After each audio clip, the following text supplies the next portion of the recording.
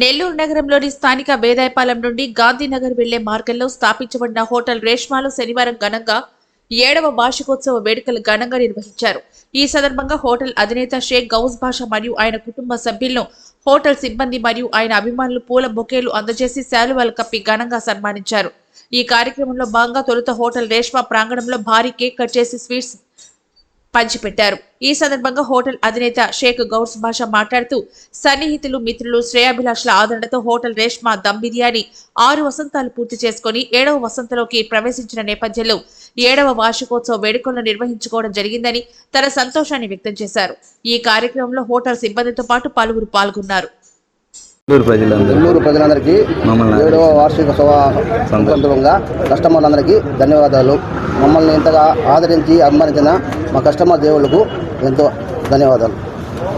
Hotel Reshma 7వ వార్షికోత్సవ సందర్భంగా నెల్లూరు ప్రజలందరికీ మమ్మల్ని 7 సంవత్సరాలుగా ఇంతగా ఆదరిస్తూ ఎంతో ప్రేమ అనురాగాలతో మమ్మల్ని దిగ్విజయంగా మనం అందరూ కూడా రుచిని అనుభవిస్తూ నెల్లూరు ప్రజలు అలాగే మా కస్టమర్ శ్రేయోభిలాషులందరికీ కూడా హోటల్ రేష్మా తరపున హృదయపూర్వక 7వ వార్షికోత్సవ సద్దినోత్సవాలుగా మనం తెలియజేసుకుంటున్నాం. శుభాకాంక్షలు.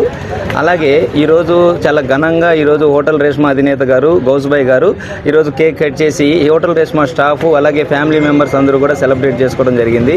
మనకి ఈరోజు 7వ వార్షికోత్సవ సందర్భంగా కొన్ని ఆఫర్లు అనేటివి అధికంగా పెట్టబడినాయి. మన నెల్లూరు ప్రజలందరూ కూడా ఈ అలాంటి ఆఫర్లని సద్వినియోగం చేసుకోవాలి.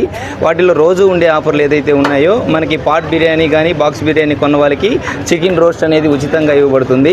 అలాగే ఈరోజు ఆఫర్ ఏదైతే ఉందో పాట్ బిర్యానీ కానీ బాక్స్ బిర్యానీ కానీ కొన్న వాళ్ళకి ఒక స్వీట్ అదనంగా అలాగే ఒక హాఫ్ లీటర్ థమ్స్అప్ అనేది 7వ వార్షిక సందర్భంగా ఈరోజు ఆఫర్లు అనేది కలిగి ఉంది.